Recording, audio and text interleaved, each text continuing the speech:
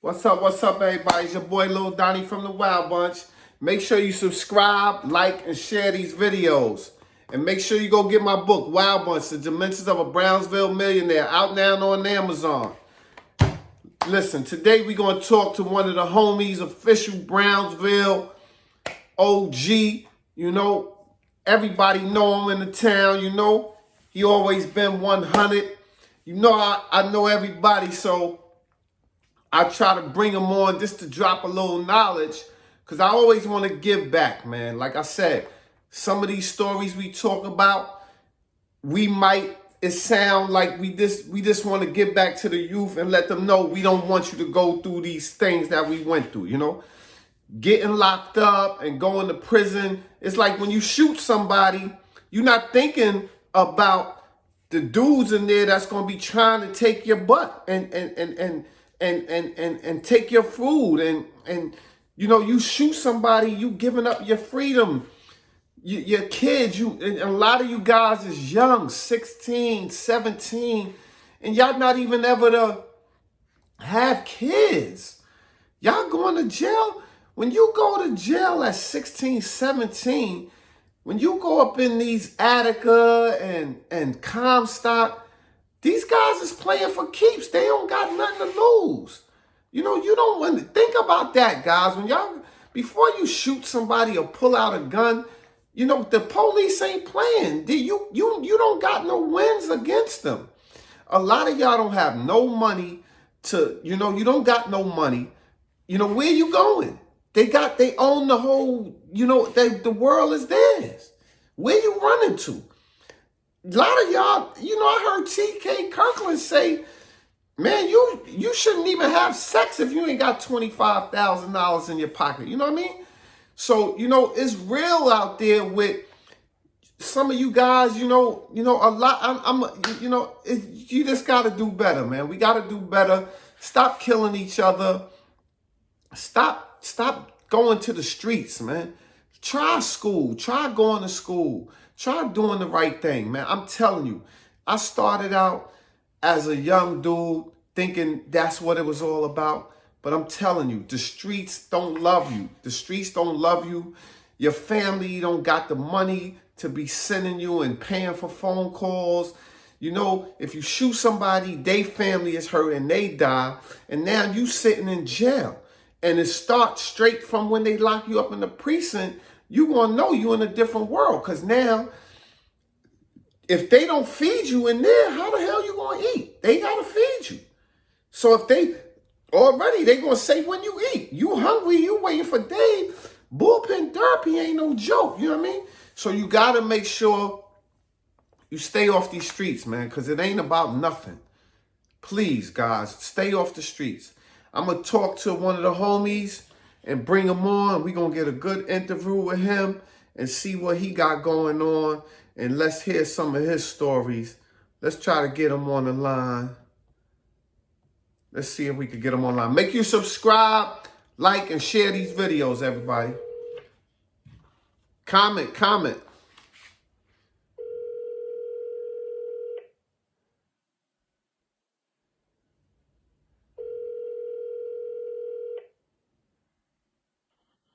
My brother, I'm just out right now. I'm going to be in the house in about 20 minutes. All right, bro. Hit me back. I hit you right back. So you understand what I'm saying? We going to get back at brother that. From Brownsville, Wadud. You know, we just having a good conversation. You know, we always trying to give back to the youth some good quality content, you know? Sure is. That's the goal. Youth Rising. Youth for me stands for you're our unique teachers and heroes. You know, we got heroes, you know, in the Brownsville and all the other underserved and underprivileged communities. So that's what we got to teach the youth, that you're our unique teachers and heroes. And whatever you put your mind to, you can be. You know, we got to get out there and mentor them, and, you know, we got to educate them. We, you know, might even have to knuckle them in their head like we was knuckled in our heads when we was growing up, bro, to get their full undivided attention and let them know that they're our unique teachers and heroes, man. They could be doctors, lawyers, baseball players, basketball players, whatever it is that they aspire and inspired that we can motivate them to be, man. So that's what it is, man. So where I want to start at, Wadud, I want to start, when did you first get to Brownsville? Was you born in Brownsville? I was born in Brownsville, I believe on Bristol Street when I was a baby. And then I think I set a fire in our house when I was about 3-4 years old. And then we moved to 290 Blake Avenue, which is the heart of Brownsville. Not Tilden, not Cephalo, not Glenmore, not Van Dyke. I lived in the heart of Brownsville housing projects, period. So you originally born and raised Brownsville. Born and raised Brownsville since I was 3 years old or so. So you went to school, what schools you went to out there? I had originally, and it's ironic that, oh man, I was just talking to my boy and he told me where we went to public school at. Ironically, I didn't go in school in Brownsville when I started school. I went to school on Avenue X somewhere. I went to like a white boy school. And then, as years went on, I had got transferred to 284. And from 284 public school, the dean, that's when I met Baby Fuquan and Chabon, and we became the principal. Ms. Briggs started calling us the Junior Thugs because we went in there and took over the whole school, me, Baby Fu, and Chabon. We beat everybody up in the school. That's when Tyrone Legree was the biggest bully in the school. And Fuquan, Baby Fu, told me, if you don't fuck him up, I'm going to fuck you up. So I told Tyrone Legree, I'm going to beat your ass. And that's when I Then I went to 263 junior high school. We went over there and we rated all of that over there. And then I went to Eli Whitney, which was BOCES, like a mechanic school. Yeah. So that's how that went. So I went to 284, then I went to 263 junior high school. So let me ask you this. Do you remember your first time hitting the rock, Rikers Island? Oh, man, hell yeah, I remember the first time hitting the rock on Rikers Island. It was October 1984. A couple of days before my birthday, which was October 30th. And when I got on Rikers Island, I was fresh to death. I was dipped out. I had my sham shirt on, brand new sneakers, and I had they had shipped me to the woman's house. And when I got to the woman's house, this dude named Gator was over there. Gator, Bigger. I ended up in Gator and Bigger house. And they was robbing everybody that came with me. And I went to Gator. I said, yo, Gator, man, listen, man, this not going down. I see your little goons. I said, I give you little goons, all 101s, but ain't nobody taking shit from G-Man Money G from Brownsville. And then, ironically, I was just standing on the gate, I don't know, saying something, trying to get something from the CO, and then somebody looked across from the other side. They was like, yo, G-Man. I was like, yo, G-Man. I was like, yo, who that? He said, yo, if anybody fuck with my little man over there, I'm going to fuck that whole house up over there. And ironically, it was Sheik Rasul. Wow. You taking it back. Yeah, man. It was Sheik Rasul. And when Gator seen what it was, I became his little man. And I ran the house with Gator. Mm-hmm. So let me ask you. And then Gator did some wild shit. Yo, Bigger wilded out on me. He told me one day we came out of the cells one morning for breakfast, and he put a crate in this dude's door. He was like, yo, hold me down, shorty. This nigga ran up in the nigga's cell, stabbed him up, and robbed him for his jewelry. Lo and behold, it was fucking Duke, bro. I was like, yo, what the fuck you did and what I got myself into? Like, yo, that shit was crazy, bro. So let me ask you this. When you was on the island, the Bing was still in effect, right? Hell yeah, the Bing was, and they needed the Bing. Niggas was getting $1.50 every day, bro. So do you think now with the solitary confinement with the violence on the Rikers Island, you would agree is needed? Hell yeah, it's needed. Like they said, you know, they if you listen to, you know, and I have to say this, I have to say this very carefully. I have to say this very carefully. You know, like the correction officers say, you know, they had a few ladies, if you listen to the radio, they talk about how, you know, they was about to get raped and they were saved. Personally, I don't think the Rikers Island is a place for a woman to work, personally.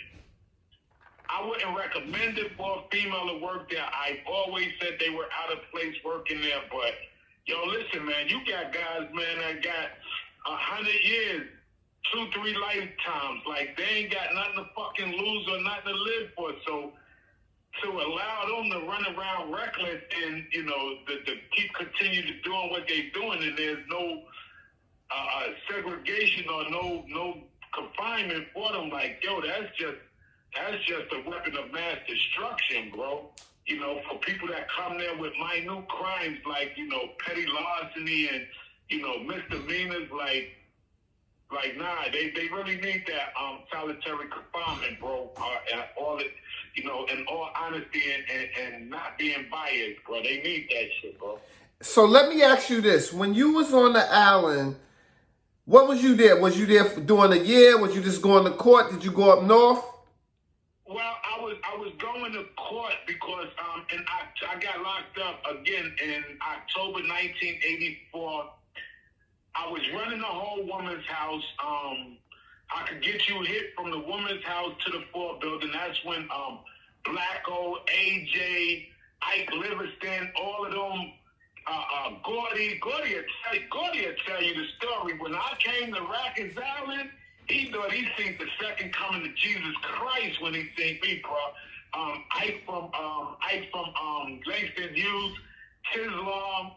Yo, when them dudes used to come around me, they used to go on my cell and go shopping, bro. So I got bailed out in October of 85. I had got bailed out. That's when the crack epidemic just really started hitting the streets. And then I started trial around April of 86. I had just seen Mike Tyson in Brownsville because Mike used to come get me. Hey, G-Man, this was April of 86. He was like, hey, G-Man, yo, you see me? I tried to knock Ferguson brains in his nose. He said, you got to come hang out with me. And the next day, bro, I got fucking remanded. I got remanded. I started trial and I got remanded, bro.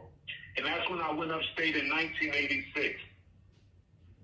Where did you go? Did you go to downstate or Elmira? I went to Elmira. Well, let me back up. Before I blew trial, I was on Rikers Island. I was in a woman's house in a Fort building, cutting, stabbing. I was choking people out. I was in a woman's house where C.O. Holder, if you know C.O. Holder, he'll do the cross to you and say, motherfuck you, C.O.D. Those niggas, that's when they used to take off, you pop shit to them, they take off their badges, bro, and let you go at it. I used to run a woman's house, and I used to work in the reception, man. I was getting coochie and everything in there, bro. And then I went upstate to, after I blew, and this Muslim brother had came to me. Actually, Q-Tip, it was Q-Tip security. This brother named Muhammad, he came to me. He was like, yo, shorty, man, you mad wild, man. You need to go to Ramadan because I was cutting, stabbing, robbing. I was like, yo, man, get that shit out my face, bro. And then when I went to trial, I blew trial in 86. I came back. And I was crying. I would dare somebody to say something to me, bro. And then I asked, dude, where was that Ramadan? That's when I went down to Ramadan and I took my shahada. But, man, there was days, man, when I was in the freaking, when I was in going to court in the bullpens with all my white rings on. One day, the real 50 Cent, I never forget that the real 50 Cent came in there. Yeah, just took a nigga pay at least, just 50-50. So I jump up. I was resting. I jump up because I got jury and everything going. And me and him had a little light conversation, but I had my mother freaking eye on that dude. you know, because Shakur from Brownsville was on Rikers Island, and none of them niggas want no smoke with Shakur. So yeah, from Rikers Island, I went upstate to Elmira. I had turned Muslim, and then I went to Kaksaki. Oh, you went to Kaksaki? You said you went to Kaksaki from Elmira? From Elmira in 1986. So I blew trial in April, and I guess I went up to Elmira about June, and by June or July I was in Kaksaki, and that's where I started my bid at, in Kaksaki. How was that? How was Kaksaki? Man, Kaksaki was crazy as a motherfucker. You had Boogaloo in there. You had all kind of crazy cats in there, man. It was worse than what Green is right now, man. It was killing, stabbing. And the funny thing is, I educated myself in Kaksaki from 86 to 88. I remember what the judge had told me when he sentenced me to 7.5 to 15 years. The judge said, Gary Burns, just think about this. If you learn one thing a day, imagine how much you learn 365 days. And one day I was laying there, so let me get my ass up. I went and got my GED. I went and got my 500 hour certification in small engine. Then I went to Dutchess College. Then I went to Marist College.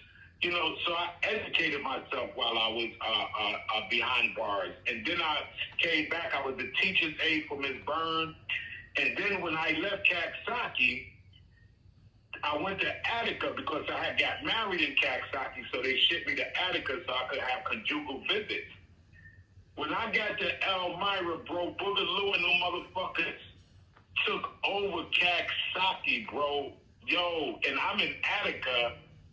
They did a riot in Kaksaki 2 weeks after I left, but now I'm in Attica with the COs, with the babies on their arms, with the noose on their arms. And remember, they had a riot in Attica. I forget, 1977, 1971. I forget the year they had a riot in Attica. But as soon as I left Kaksaki to go to Attica, 2 weeks later, man, they had a riot in Kaksaki. That's how bad Kaksaki was, man. Kaksaki was one of the worst jails in the fucking correctional state of New York, man.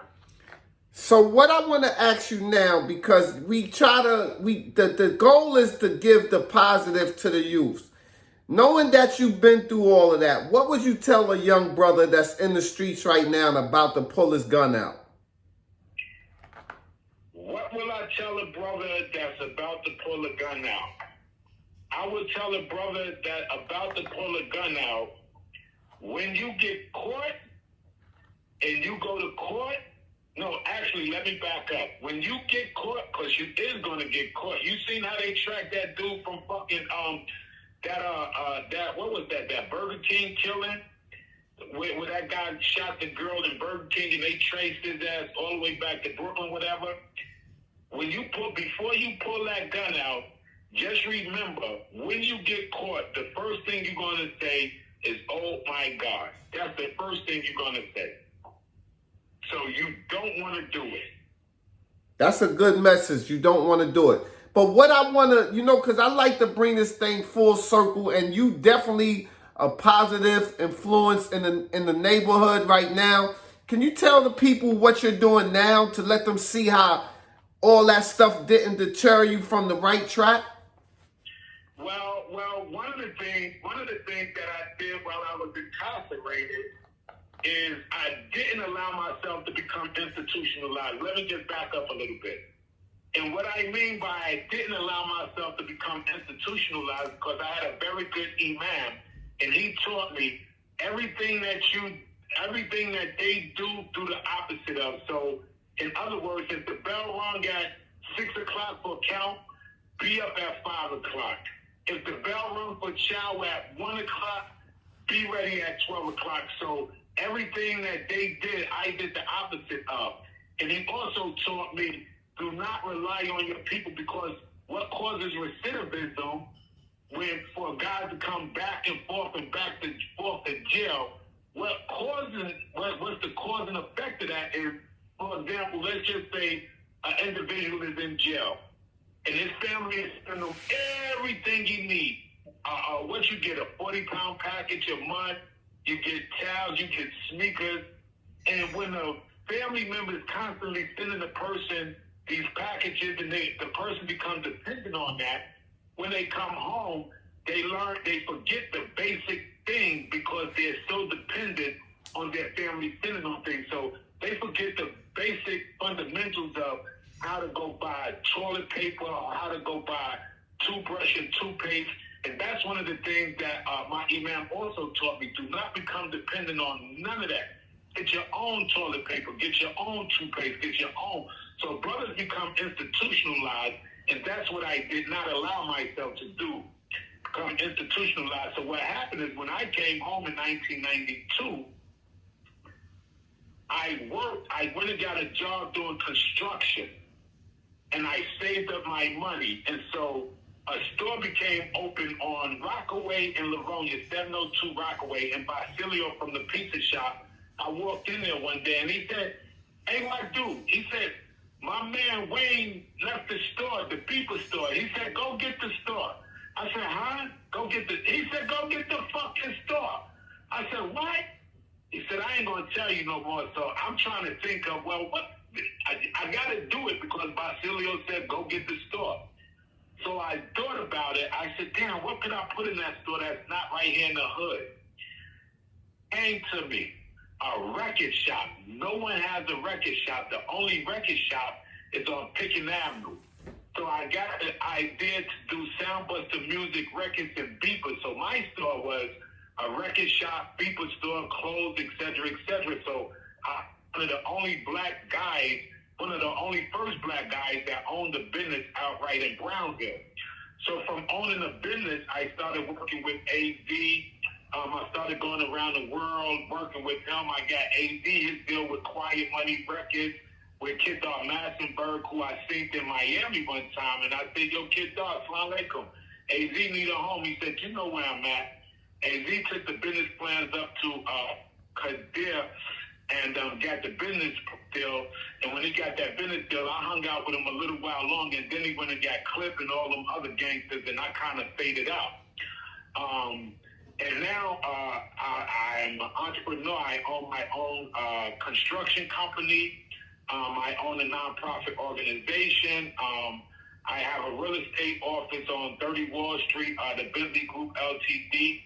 And then I'm always connecting and building out businesses, relationships, helping people, teaching them how to own, run, and operate their own businesses. So these are some of the things that I'm currently doing right now. If you look on my Facebook page, my pictures that I just put up. Actually, I just brought the new governor, Hoku, to BRC through Jerry because one of her principals of her office, this guy Christian Williams, he my friend, he called me and asked me where he can have an event at for the governor. And I just brought her to BRC. I was working with the former governor, Governor Como and de Blasio. I was working with them. If you look on my page, you see me with all the pictures with them, the comptroller. I helped put your girl in office, Latrice Walker. I just seen her tonight. Yeah, I want you to give... Clark. These are some of the things that I've been doing in the community, helping putting politicians in office. If you look at my pictures, I'm in Albany on the assembly floor where laws are made and passed.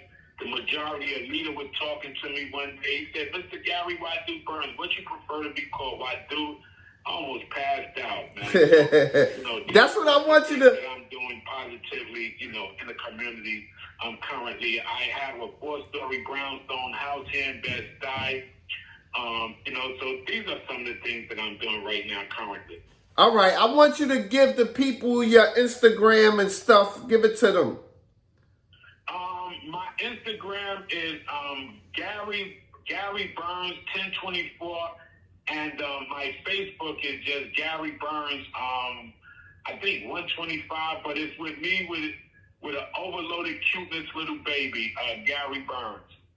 Listen, man, we appreciate you, Wadud. That's the good brother Wadud dropping jewels. and we're going to let you enjoy your night. We appreciate you, brother. All right, anytime, man, anytime. And whenever, after this week, I just got to zone out this week. And after this week, man, next week or any week after, man, I would love to fly out, and really kick it in and talk about, man, how I saved Puffy's career. Because if it wasn't for me, bro, Puffy would not have a career. And you could fact check that, bro.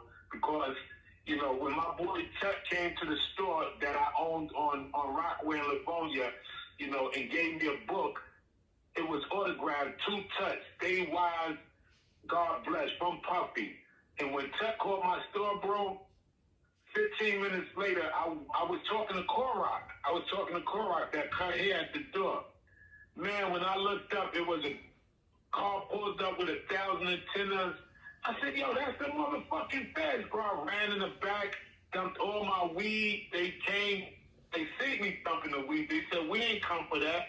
You know what we came for. And, bro, if they would have got that book, bro, Puffy would have had no career. And we could talk about how Nice got, what's his name? Because I don't like him because he stunted on me. Bust around the... So, whatever you want to talk about, bro, we can talk about. No, listen, man. Listen, like I said, you history. You're a historian. You're a historian, baby. And we going to get it all. But you understand what I'm saying? You have to make sure...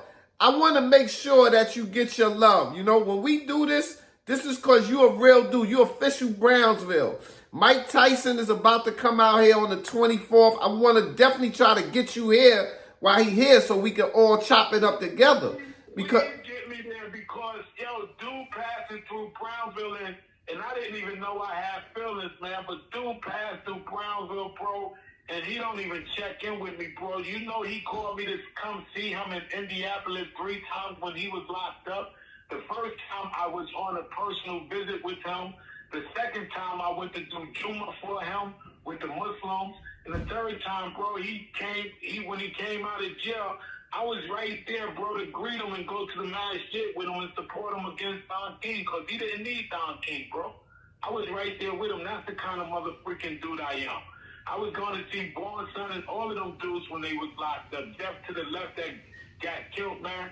And I still go see dudes when they locked up and do things for them. I still write Tut. I still do things, for dudes that's locked up, man. And I heard all of the stories on YouTube and all of this about dude jail stories, and ain't nobody say, gee, man, or Wadud. I'm like, yo, what the... Listen, Allah work in mysterious way, baby. You gonna get your blessings because you give back. Listen, the real gonna recognize the real all the time, So, like I say, get you some rest. Listen, get you some rest, God, and be ready for tomorrow. And we gonna get back at you and make sure we keep this ball rolling, brother. Thank you so much for your time. Oh, man, man, I love you so much, bro. If whatever you tell me to do, bro, you can go to sleep and rest assured that it's done. And I don't give a freak what it is. Yo, we've been in the trenches, baby. You listen, man, I ain't gonna do it to you. I ain't gonna reminisce with you, baby. We gonna give it to them when it's time, baby. But you gotta give them a little bit at a time sometime. So we gonna get together. Listen, man, I love you, bro. Stay strong. You already. Love always. That was the good brother Wadud dropping jewels as always. Make sure y'all go get my book, Wild Bunch, The Dimensions of a Brownsville Millionaire. And make sure y'all also subscribe, like, comment. Comment about what he was saying if you know some of them jewels. You know how we do. We chop it up, baby. And stay safe out there. Stay safe out there. And go get that book.